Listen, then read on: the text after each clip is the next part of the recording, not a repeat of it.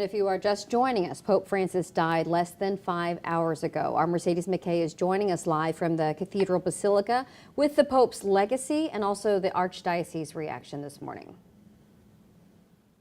Good morning, Michelle. You know, a devastating day for Catholics across the St. Louis area and across the country. As you guys mentioned, Pope Francis passed away just hours ago at the age of 88. I have reached out to the Archdiocese of St. Louis this morning. We are waiting to hear back from them, but I've actually been in contact with them for months now, since the Pope became sick back in February. We do know Archbishop Rosansky will give remarks to the community, and his message will be primarily pastoral.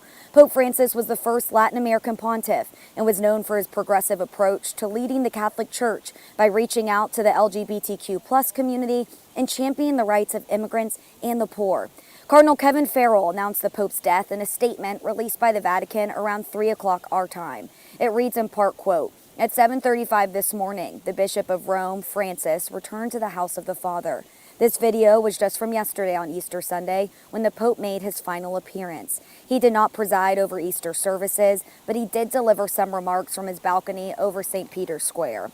Pope Francis' death comes months after he was admitted to the hospital on February 14th for a respiratory crisis that developed into double pneumonia. His body will be on display in an open coffin in St. Peter's Basilica, and he's expected to be buried at the ancient Basilica of St. Mary Major, which lies outside the Vatican walls.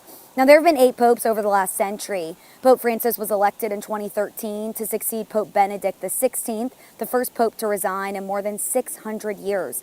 Before Benedict was the 27-year period of Pope John II, who visited St. Louis back in 1999.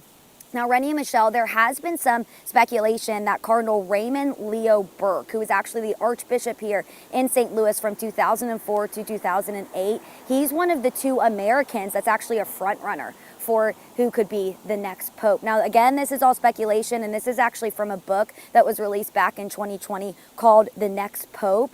Cardinal Burke is one of 19 cardinals mentioned in that book as someone that could be the next pope. And coming up in the next half hour, I'll let y'all know what the process is like to select the next leader of the Catholic Church. Live in the Central West End, Mercedes McKay, 5 on your side.